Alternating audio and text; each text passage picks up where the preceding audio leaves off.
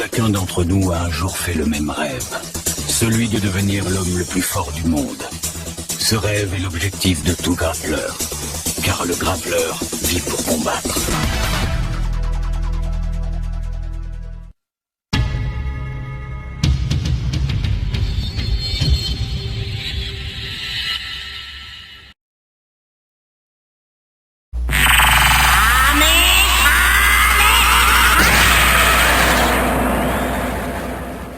Salut les panthères, salut les romantiques, nouvel épisode de Grappleur TV cette semaine.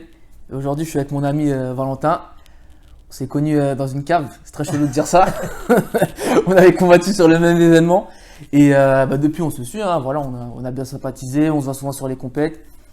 Et c'est marrant parce que nous aussi, notre dernière compète c'est le roll-up, on n'a pas combattu depuis. Et voilà, petite dédicace à Senseias aussi, je sais qu'il va regarder la vidéo. Et le thème d'aujourd'hui ça va être le triangle. On va beaucoup parler du triangle, l'histoire un peu du triangle, les différents triangles, la façon de faire des triangles. Bref, à la fin, peu importe votre gabarit, vous saurez placer des triangles. J'ai assez parlé. Vas-y Valentin, présente-toi. Hein. Eh ben, alors moi c'est Valentin Descamps, donc je suis pratiquant depuis maintenant 4 ans, un petit peu plus de 4 ans. Je suis ceinture bleue du jiu-jitsu brésilien sous Yacine Alaoui. Donc notre équipe c'est Martial Attitude Academy. On est à Bourges, dans le centre de la France. Voilà, on est affilié au CDK. Donc avec Alain Mandanguet et Ludovic Deston. Et voilà, je viens d'avoir 23 ans. On est jeune et ambitieux encore. Parfois vicieux. On est jeune et ambitieux, parfois vicieux. Aussi. Non, et voilà, voilà. Comment j'ai commencé le grapp, voilà, donc ça c'est une histoire un peu intéressante. Donc en vrai, j'ai commencé le grappling. En fait, j'avais un ami à moi qui regardait beaucoup le MMA. Et genre, c'était un grand fan de McGregor, donc dédicace à lui, Bourriot il se reconnaîtra. Et en fait, je kiffais tellement McGregor que moi, par contradiction, tu vois, j'étais toujours pour ses adversaires. Et donc ce jour-là, il combattait contre Ned Diaz. Et Ned Diaz, on connaît tous l'histoire, hein, il l'a étranglé. Donc c'était le choc et tout ça, parce que McGregor, voilà, c'était McGregor et il s'était fait étrangler. Donc je m'étais dit, putain, c'est que ça marche bien, quoi, ces trucs-là.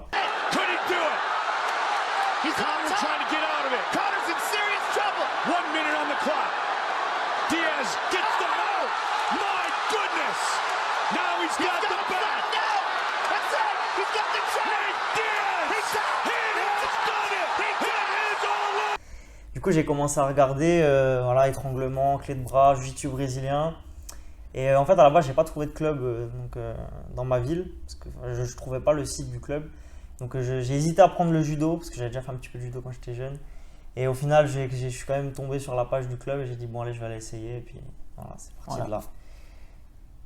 Et voilà, donc c'est parti, tout est parti de Ned Diaz qui étrangle McGregor. Ouais, c'est clair. Je me rends compte que moi le match, je l'avais vu en direct. Et celle-là, je me dis quand même, je suis vieux, mais je suis un peu... Je commence un peu à dater. Ça commence à prendre de l'âge. Ouais, même moi, l'année prochaine, je vais commencer ma 10e année de grappe, tu vois. Donc, t'es un ancien, toi.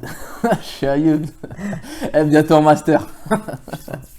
Bon, après cette présentation originale, je sais, comme on a dit en introduction, tu fais beaucoup de compétitions. Ouais. Toi, je sais que t'aimes ça, t'es pas un mytho, t'aimes bien la compète. Qu'est-ce qui t'a motivé à faire de la compète? Parce que je sais que t'as commencé quasiment quelques mois, je crois, après que t'aies commencé. Hein. J'ai fait ma première compète un an après que j'ai commencé. Ouais. Donc c'était logique. Et pour être honnête, pourquoi vraiment j'ai commencé la compète, c'est même pas...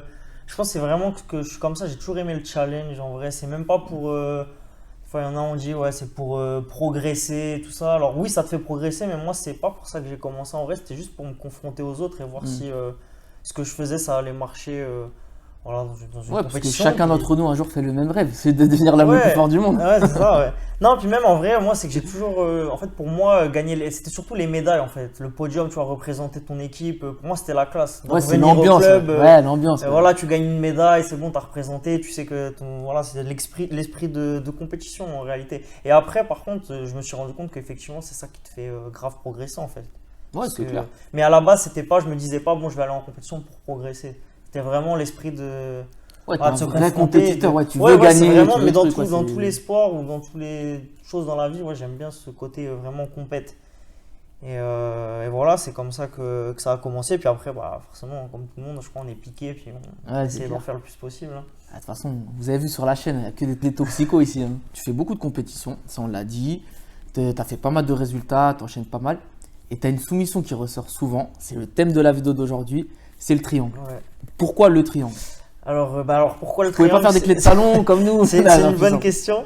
Non, en vrai, je pense que c'est parce que j'ai des grandes jambes. Ouais, t'as un J'ai- gabarit. Ouais, j'ai un gabarit en fait qui est typé pour les triangles.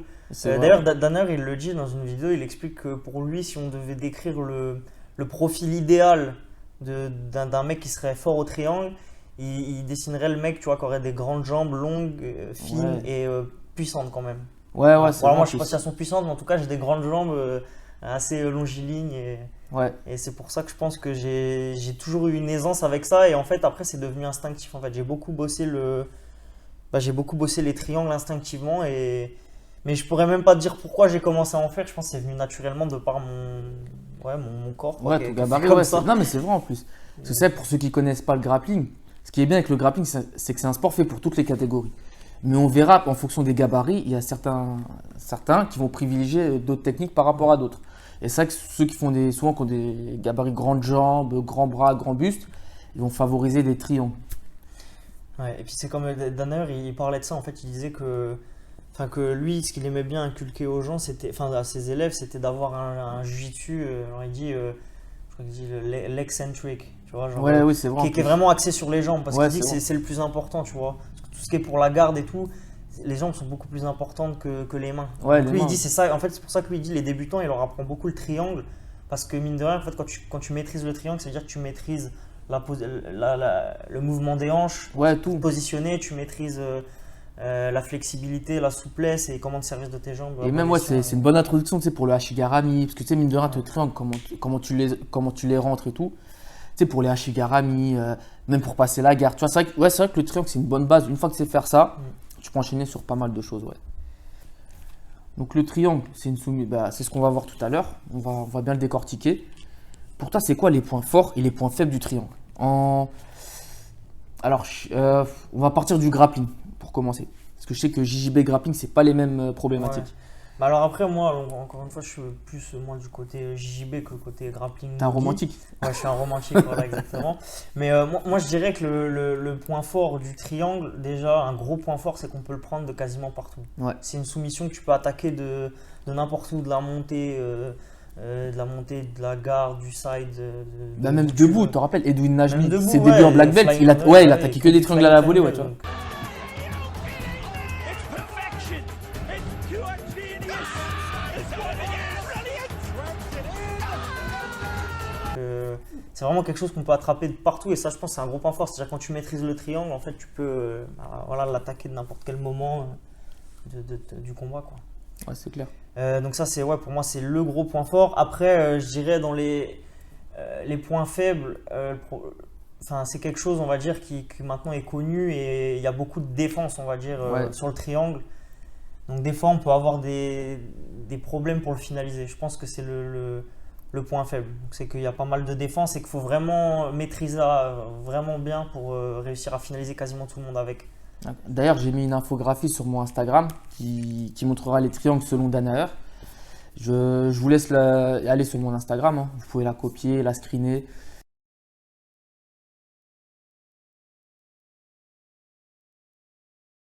Et il a vraiment fait ça bien, Danaher. De toute façon, pour moi, c'est le meilleur coach actuellement en grappling. Il a vraiment bien synthétisé les problématiques, les différents types de triangles, les principes, etc. etc. Le point fort, c'est que ça peut se faire de Ouais, partout. tu peux le faire de partout. Point faible, il y a énormément comme de c'est défense. connu, ouais, voilà, ça, énormément quand de c'est défense. dur. Et aussi, je dirais en point faible, c'est dur à passer sur les gros gabarits généralement. Ouais. Je trouve que c'est compliqué et que si les gros gabarits, justement, si on se loupe, entre guillemets, la défense généralement te met dedans. Parce qu'après, ils arrivent à sortir Ouais. l'épaule et à passer la garde. Donc, c'est plutôt chiant. Ouais, c'est vrai que sur cette même infographie, là, ce que Valentin vient de dire, vous le retrouverez, c'est le problème de ce qu'on appelle circonférence. C'est-à-dire que essayer d'enfermer la tête, le bras et l'épaule d'un mec dans nos jambes. Alors, Valentin, ça peut passer encore. Moi, j'ai les petites jambes, donc c'est compliqué. Donc, il peut avoir le problème de posture, il se relève. Il peut avoir le problème de stack pass, où il vient passer, coller. Et c'est un vrai problème. Mais il y a des solutions aussi qui existent. Je vous invite d'ailleurs à regarder le DVD de Danaher sur les triangles. Il explique vraiment bien. Bon, c'est long, c'est 8 volumes, c'est dense. C'est peut-être pas pour les débutants, mais franchement, il vaut le coup d'œil. Moi, je sais que ça fait pas longtemps que je le regarde, et même moi, je commence à faire des triangles. Je commence à bien aimer soumission malgré mon petit gabarit. D'ailleurs, pour un petit gabarit comme moi, tu sais, parce que moi, je n'ai pas des grandes jambes, tu vois, je suis petit. T'as des conseils à me donner pour triangle, pour le placer quand même? Bah alors en vrai, je sais pas si j'ai des conseils à te donner, mais en tout cas, c'est Danner aussi qui disait ça d'ailleurs. Il disait qu'en fait, déjà pour commencer, comme on disait tout à l'heure, le corps idéal pour placer les triangles, il a dit c'est des grandes jambes élancées. Donc il a dit en fait, il y a pas de, faut pas se faire d'illusions quand on a des petites jambes. Oui, on est désavantagé pour attraper le triangle, pour venir le shooter, parce que on a des plus petites jambes, Ouais. on a moins d'allonge, quoi. C'est comme Oui. en boxe, tu as moins d'allonge, voilà, Ouais, tu c'est vas ça, toucher peut-être moins facilement. Mais par contre, il disait que l'avantage quand on avait des petites jambes, c'est que par contre, quand le triangle était verrouillé, et ben justement, il y avait moins peut-être d'espace pour le mec pour sortir par Ouais. rapport à des grandes jambes. Déjà, ça c'était un des avantages quand même quand on a des petites jambes. Et en plus, il disait qu'en fait, s'il devait classer les problématiques qui empêchaient de finir un triangle, il dit la taille de vos jambes, ça arrive qu'en 3e position. Voilà. Il dit que vraiment le plus important, c'est le positionnement des hanches. Ouais, Tu vois. exactement. Donc ça veut dire qu'en fait, même si on a des petites jambes, le seul problème, c'est quoi? On va peut-être galérer un petit peu plus à le prendre, à le Ouais. shooter, mais une fois qu'on l'a, c'est pas une excuse. Enfin, c'est pas Oui, parce ça qu'on a sera des plus petites jambes. serré Voilà, automatiquement. ça sera plus ouais. serré, et puis si on sait utiliser le positionnement de nos hanches, ça va pas être un handicap. Et le conseil que je pourrais donner, entre guillemets, moi je dirais que c'est que, par exemple, quand on a des grandes jambes, moi je viens souvent le shooter depuis la garde. Parce que j'ai des Ouais. grandes jambes, donc je vais pouvoir shooter Ouais, quand je suis en parce que collar tu fais sleeve. souvent, ouais. Voilà, je vais l'attaquer vraiment très rapidement. Quand on a des petites jambes, c'est peut-être un petit peu plus difficile parce que forcément, quand le mec donc, il est au-dessus, il a rien derrière lui qui l'empêche de reculer, c'est-à-dire de se mettre Ouais. en posture. Bah moi, c'est le problème que je rencontre Voilà, souvent. donc Dès le que, mec, quand il- dès que je commence à l'attaquer, Bah il se oui. redresse, ça y est, je suis en bout de redresse, course. Ouais, je suis en ouais, bout de c'est course, ça. tu vois. Et donc moi je pense ce qu'il faut faire pour les plus petits gaps, c'est essayer plutôt de l'attaquer justement depuis la montée, par exemple. Parce que ouais, la ouais. montée, le mec est contre le sol, contre le tapis, donc il peut aller nulle part. D'accord. Si tu veux. C'est un peu comme, je sais pas si tu te rappelles, par exemple Marcelo Garcia, tu vois, il a des petites Oui, jambes oui, en oui, vrai. oui, c'est vrai, Quand il exact. prend sur Léo Vieira à la DCC, En 2011, ouais. Ouais. voilà, il sort de la 2011. demi-garde, il est en montée, l'autre il essaye de venir avec son bras en dessous, il passe le genou au-dessus du bras, il Ouais. l'attaque depuis et après il se laisse juste renverser. Ouais.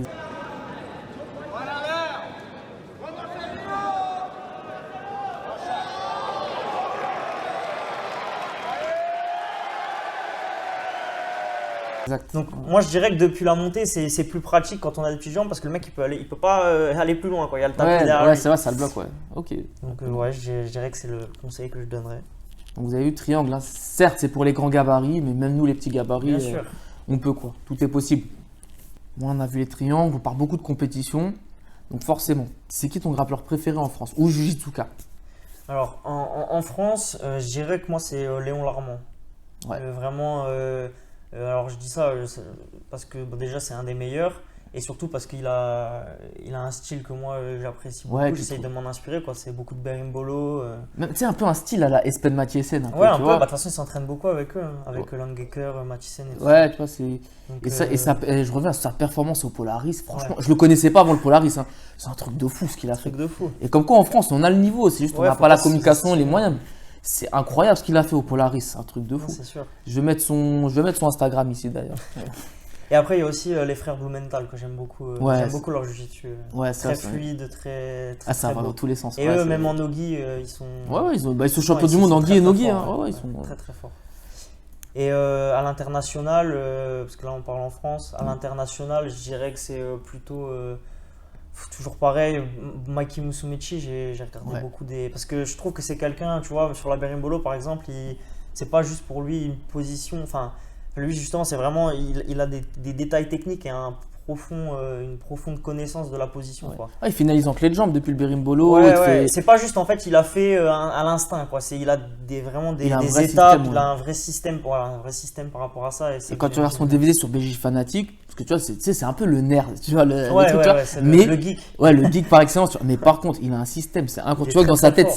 c'est-à-dire que quand il tourne, il sait ce qu'il va faire. Bien sûr. Et c'est ça qui est terrible pour ses adversaires. C'est-à-dire, il tourne et c'est un truc de fou. Il a Le déjà mec- tout prévu. Ouais, il a donc déjà tout prévu. c'est- Son système, quand tu vois sur BJ Fanatic comment c'est fait, mais c'est incroyable. Non, C'est très, incroyable très de fort. fou. Mikey, après il y avait Levi aussi, j'aime beaucoup. Levi, Meregali, Ouais, grandes jambes, ouais, c'est clair. triangle. Ah, mais Regali, ouais, c'est c'est ouf. ce Et qu'il a d'ailleurs, justement, Levi qui au World, il se fait disqualifier, double disqualification contre Léon Larmand, justement. fait. D'accord. Ah, bah tu vois. Léon l'a fait disqualifier des Worlds, quand même. Ouais, c'est. C'est quand même. Donc ça veut dire qu'ils se sont neutralisés tous les deux, donc pour dire que non, vraiment il avait fait un très très. Non, non, c'est clair. Très grosse prestation. Ouais, et c'est un élève à l'Ashland de base en plus. Oui. Ouais, c'est un élève à l'Ashland. Ouais, on se travaille. On parle de compète. Ouais. Actuellement, on n'en fait pas. Non. On est frustré parce que je sais que toi et moi, on aime vraiment ça. Tu vois, on Ouais. aime bien en faire. Toi, tu combats beaucoup en gi, moi en no-gi. Au fond, c'est pareil, on se roule par terre. Ouais, c'est ça, c'est des câlins. Et voilà, exactement. Même les panthères, en vrai, ils se font des câlins. Donc, voilà. Et tu sais, avec le contexte actuel, c'est le Covid, on ne peut pas recombattre, on ne sait pas qu'on va recombattre, etc. etc. Comment tu as géré tes entraînements depuis le roll-up, etc. Alors, franchement, au premier confinement, alors les premières semaines du premier confinement, comme c'était vraiment le tout début et tout ça, puis moi j'ai eu des gens dans ma famille qui ont été malades et tout ça, donc au début je me suis pas entraîné, peut-être les 3 premières semaines. Et il n'y a que quand ils ont, à la fin du premier confinement, il y avait encore des restrictions, on ne pouvait pas s'entraîner, mais nous du coup on s'entraînait, on a commencé à s'entraîner chez nous. Et là vraiment on a eu, comment dire, on s'est dit voilà, quitte à, il n'y a rien, on sait que les autres ne peuvent pas trop s'entraîner, du coup on va en profiter, on va tirer avantage, et du coup on s'est entraîné 2 fois plus. Donc, on s'est entraîné matin, on s'entraînait 2 fois par jour. Ouais, mais c'est lourd. Dans hein, notre jardin, et là on a vraiment essayé de travailler travailler plus technique, d'essayer d'apprendre vraiment des nouveaux concepts. On a eu du temps pour regarder des DVD, donc, Ouais, on a vraiment essayé de tirer ça au profit, à notre profit. Ouais, t'as optimisé ton temps, quoi. Exactement. Et après, je t'avoue que bon, après, on a toujours réussi à s'entraîner, mais j'avoue qu'au bout d'un moment, au bout de 8-9 mois, on a commencé un peu à baisser la cadence parce qu'en fait, Bah, t'as c'est pas dur de d'objectif. rester motivé, Ouais, il n'y t'as a pas pas d'objectif. d'objectif, il n'y a Et pas de même, visibilité, il n'y a pas de date. ouais, il y a et même, rien. tu sais, des fois, ils annoncent des reconfinements, Ouais, non, recouvre-feu. bah oui, Donc, c'est-à-dire que tu vas t'entraîner une semaine, la semaine d'après, tu sais pas ce qui t'attend. Ah, ça Tu vois, rend et c'est-à-dire, même moi, tu sais, moi, par exemple, j'avais un planning régulier, tu vois, je te l'avais déjà dit, tu vois, 2 fois par jour. Même moi, tu vois, je Et- m'entraîne, mais j'y vais, voilà, j'y vais parce qu'il faut y aller. Parce Bah, faut y qu'on aller, a on a des l'habitude de compétitions. s'entraîner, Ouais, voilà, mais c'est il n'y a ça. plus cette motivation. Et donc, C'est toi, clair. j'espère que ça va vite reprendre quand même. Et moi, il y a un truc où j'étais dégoûté pour toi, parce que je sais que tu avais un projet de partir au Brésil, Oui. t'entraînes dans des grandes académies, Ouais. et c'est tombé pile pendant le Covid. Ouais, et ce qui est exactement. ouf, parce que C'est- tu avais mis tes études de côté, tu t'es Ouais, vraiment c'est ça, sacrifié, tu vois. Ouais, Et ça, je veux que les gens, ils le voient aussi, tu vois, je veux pas qu'ils voient ouais, le côté. le côté, vas-y, dire, bling bling, tout ça. Les gens ne se rendent pas compte des sacrifices que c'est. tu Ouais, vois. non, ouais, pour la petite histoire, ouais, je devais continuer, j'avais eu ma licence et je devais continuer en master en fait. Mais du coup, j'ai préféré en fait, arrêter le master pour me consacrer vraiment au sport à fond. Et je devais partir au Brésil plusieurs mois et après à Los Angeles pour faire les Worlds. Et en fait, je devais partir en mars et puis le confinement il Ouais, était il en tombe en mars. mars, ouais. C'était la semaine d'avant, j'ai eu mon billet d'annulé et puis depuis, voilà, c'est on connaît clair. la suite. Ouais, Donc, c'est un sale truc, ouais. ouais, c'est pas de chance. Après, voilà, de toute façon, il n'y a pas de regret, hein, c'est comme ça. Et il y a aussi un truc que moi, tu m'as fait kiffer, parce que je sais que j'ai des frérots de la Chapa là actuellement qui sont en Suède, qui sont partis au Star Gym. T'es parti en Suède. Ouais, j'étais juste à Est-ce côté. que tu peux nous dire un petit mot là-bas, le Covid, parce que moi, tu m'as dit des trucs, c'est un truc de fou là-bas. Ouais, non, bah en fait, ouais, on est parti en Suède donc juste après Noël, quoi, au début janvier. Et donc on est juste à côté d'All-Star Gym, on était à Prana, c'est vraiment c'est le meilleur club de JJB pur, vraiment c'est compétition à mort. Voilà, il y a même, pour vous dire, il n'y a même pas trop de débutants, quoi, parce que les mecs, il faut vraiment être motivé pour rester, c'est dur.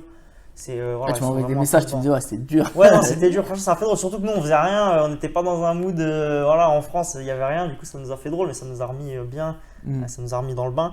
Mais ouais, là-bas, en fait, Covid, donc ça faisait déjà presque 1 an qu'il y avait la pandémie. Eux, ils commençaient tout juste ils conseillaient le port du masque quand on arrivait. Voilà. Donc il y avait une personne sur 20 qui avait le masque dehors. Ouais. On pouvait aller au restaurant, donc Ouais, sans c'est- masque, il y avait juste une table. Voilà, ils essayaient de faire des tables d'écart, quoi. Mais ça, Mais quoi, le Covid, les gens ouais, n'étaient pas très stressés par ça, quoi. Ouais, voilà, c'est clair, c'est une autre gestion. Même, Voilà, c'est même une quand autre tu m'envoyais gestion, les bien photos, les vidéos de ça, je dis, Bah un truc ouais. de fou, tu vois. Après, juste bon, à la fin, quand même il commence à avoir des restrictions sur le nombre de personnes au mètre carré, mais bon, on connaît les salles de sport et ils ont mis du carton sur les vitres et puis, puis voilà quoi. C'est Mais, clair.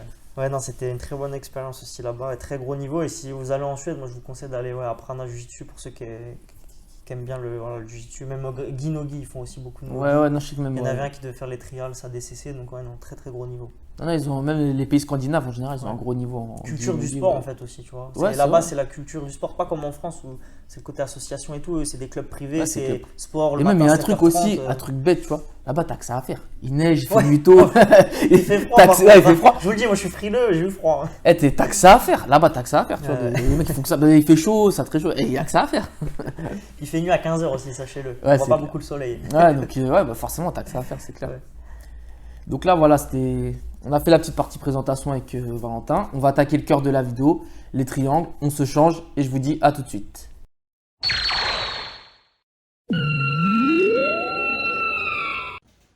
On se retrouve pour la technique. Donc on s'est changé.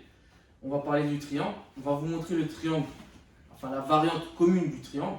le triangle de face. En réalité, il existe 5 types de triangles. C'est ce qu'on va vous expliquer par la suite. Valentin va vous montrer le triangle de face, c'est le triangle le plus connu.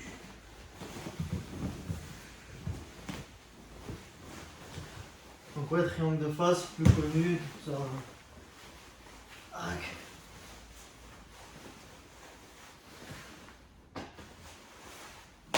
Yes.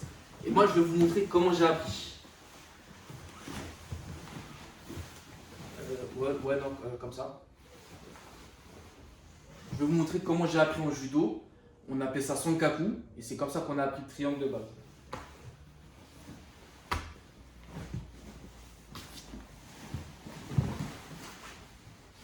Alors là, je peux serrer ou je peux faire une clé de bras. Donc il y a 5 types de triangles divisés en 2 catégories. Il y a la catégorie A avec le triangle de face, le triangle de dos et le triangle opposé. Et la catégorie B avec le triangle de côté et le triangle inversé. Pourquoi il y a 2 catégories? Alors ça c'est selon l'école d'Hanner. Il y a plein d'écoles, il y a plein de façons de voir les triangles. Pour cette vidéo, je vais partir de l'école d'Hanner. Pourquoi il y a 2 catégories selon lui? Car les 3 triangles de la catégorie A peuvent s'enchaîner entre elles. Et les 2 techniques restantes de la catégorie B peuvent s'enchaîner. Donc on peut passer par exemple du triangle de face au triangle de dos, du triangle de dos au triangle opposé, du triangle opposé au triangle de face, et ainsi de suite. D'accord? Donc Valentin va vous montrer les 3 premiers triangles de la catégorie A. Tu vas commencer par le triangle de face. Donc triangle de face, comme on a vu tout à l'heure.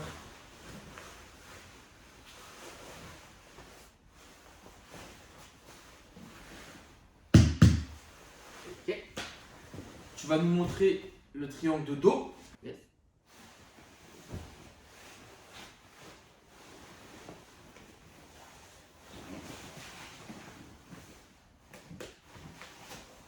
Alors là, il a pris le Kim, mais en vrai, en nogi, on le fait quasiment pareil, de la même manière. Et le triangle opposé.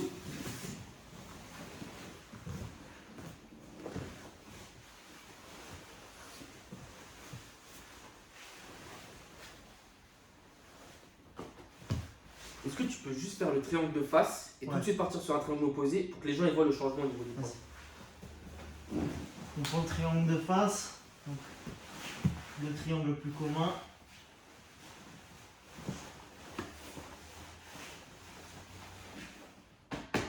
Lui, sa défense, ça va être de tordre son bras comme ça, le cacher derrière ma cuisse. Et donc moi, à ce moment-là, je vais pouvoir inverser ici. Et là, je peux le soumettre ici en tirant les cuisses. Ou après, je peux m'attaquer la kimura ici. Il y a plein de manières de finaliser. Et on va vous montrer les triangles de la catégorie B. Donc le triangle de côté et le triangle inversé. On va vous montrer le triangle de côté. C'est le triangle à la base qu'on apprend au judo, le Yoko Sonkaku. Enfin.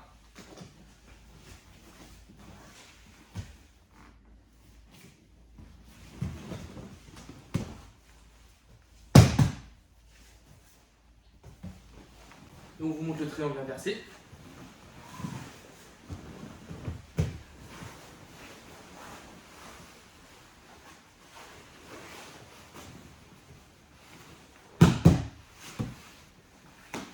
Voilà, donc vous avez les 5 types de triangles. Il existe plein de façons de rentrer, plein de façons de les assembler. Si vous voulez vraiment en savoir plus et bien les étudier en détail, allez voir le DVD de Daniel. On va même pas essayer de le copier ou truc, ça sert à rien. Mais voilà, mais on vous montre les bases, d'accord? On va vous montrer quelques entrées typiques kimono, pour les amoureux du lapel, fuck le lapel. Et je vais vous montrer des entrées typiques nogi. Valentin va nous montrer deux techniques typiques du kimono. Et après, je vais vous montrer 2 techniques typiques du nogi. Sur la même technique, et on va voir que c'est assez différent. Valentin commence. Ouais, donc premier, le triangle à la volée.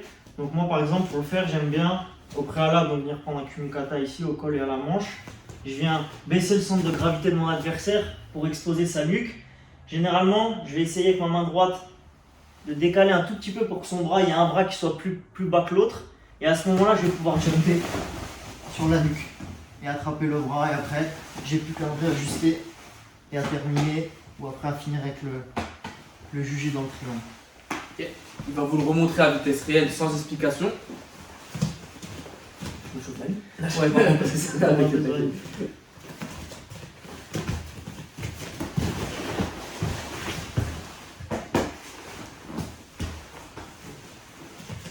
vais vous montrer la deuxième technique depuis une garde. C'est quelle garde? On va partir sur la garde.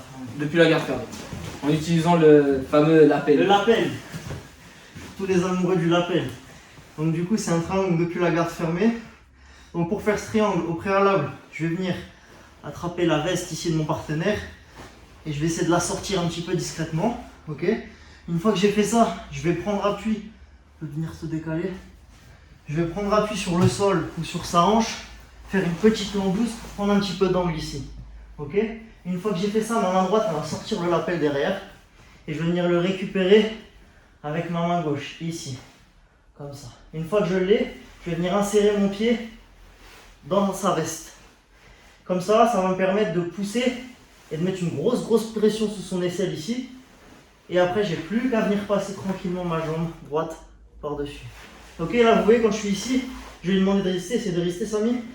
Si je pousse, ça fait très mal et j'ai plus qu'à revenir attraper la tête.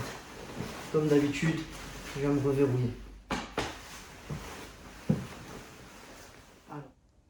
Donc Valentin il vous a montré les techniques typiques du kimono.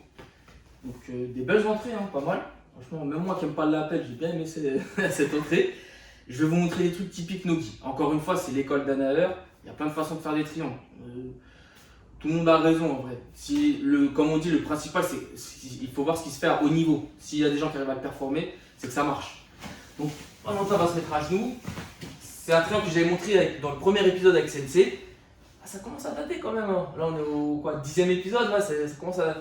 Donc, je vais en grip. Alors là, je vais en ce qu'on appelle en pronation. Là, en supination. Je saisis bien le coude ici. Un pied à la hanche. Et je viens ici. Le triangle, comme j'ai dit dans la première vidéo, je ne reste pas 20 ans ici. Je ferme mon triangle. Je le ferme parce que moi j'ai des petites jambes. Valentin, par exemple, là, il pourrait me faire taper de face. Moi, je le ferme juste pour piéger. Je prends la main ici. Et voilà, je me mets sur le côté. J'attrape mon tibia. Je viens croiser. Et moi, comme je suis petit, je dois vraiment désaxer. Et si ça m'a une gêne, je repasse en dessous et je serre. Ok. La deuxième, dès que je vais attaquer le triangle, une défense que le gars va faire, c'est lever sa jambe. On va faire une transition que Craig Jones aime bien. Triangle, clé de jambe. Là, j'attaque. Il commence à lever sa jambe. Je lâche le triangle. Je reviens en backside 50-50. Et là, en fonction de sa réaction, donc si lui tombe comme ça, je vais rester en outside sur le capou, placer sa jambe à l'intérieur et faire taper ici.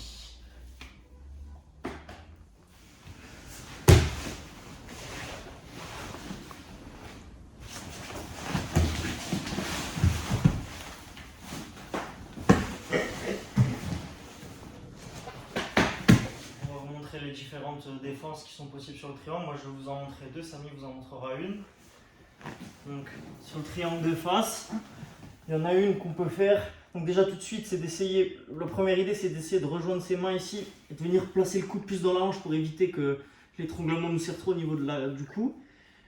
Moi j'aime bien des fois venir lever ma jambe ici, la deuxième, je me laisse tomber sur mes fesses et là tout de suite je viens croiser une jambe par dessus. Je peux rejoindre avec l'autre et fermer. Et là, ça va me servir pour faire ma posture et venir enlever le triangle. Après, une fois que je suis là, je peux venir même passer directement ici par-dessus. Crossface, on arrive en seuil. Ok, ça c'est pour la première. Donc deuxième défense que j'aime bien aussi, quand on est pris ici.